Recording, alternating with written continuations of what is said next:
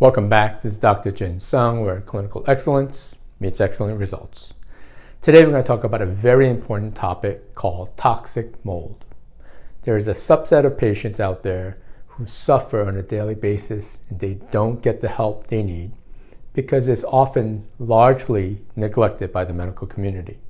So let's get right into what toxic mold is. So, mold will produce spores. And spores are not poisonous, but it can trigger an allergic reaction.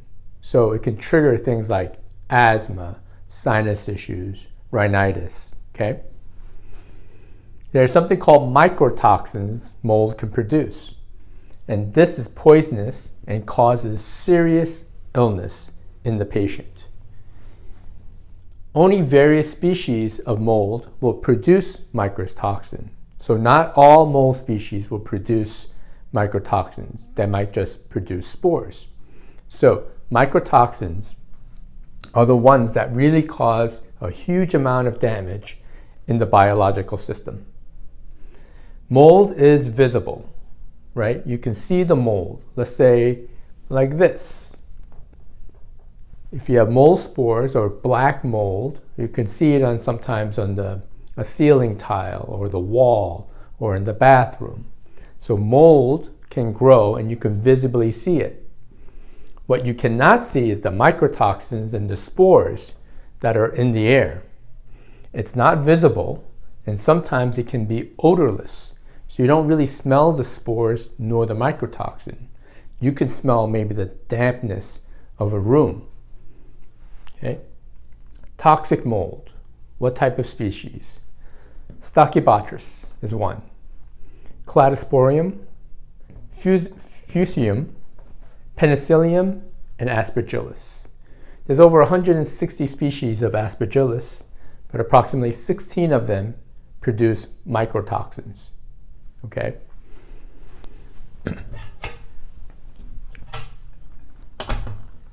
What are some of the mold spores that people are allergic to? I listed a bunch of them here, and I'll list some more in the description below the video. Okay. Now, let's get into how you can be exposed to mycotoxins. You can get dietary mycotoxins from dried fruits, nuts, seeds, grains, corn, cereal, cured meat, aged cheese, and even coffee beans. So anything that is stored in a container or a silo, right, and is dried and is contained in a can create mycotoxins over time. So any stored products like these can create mycotoxin toxicity in people. Okay? Airborne mycotoxins, and this is what most people think about when they think about mold toxins. So you can have an HVAC unit that's full of mold.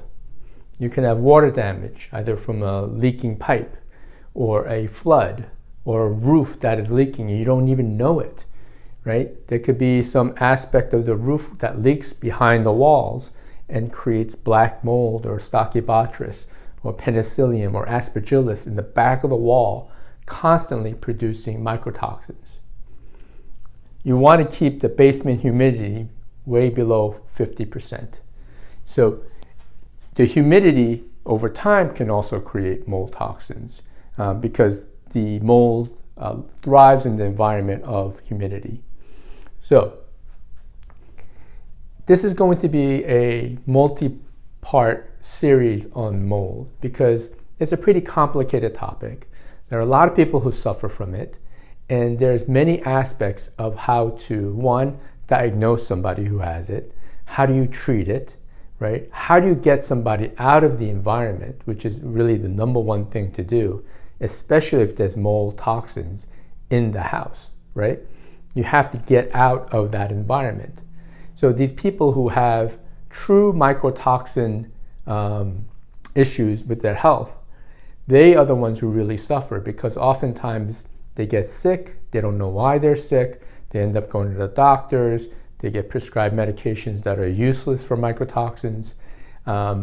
They lose their job because they can't function anymore right? Once they lose their job, how can they move, right? They're stuck in an environment that's toxic to them. And financially, it's just devastating for some people. So we're going to discuss some of this and how we test for it, how we can manage some of these patients who are really chronic with mold toxicity. All right. My name is Dr. Jin Sung, where clinical excellence meets excellent results. And we'll see you guys next week on the healthy side. Have an awesome day.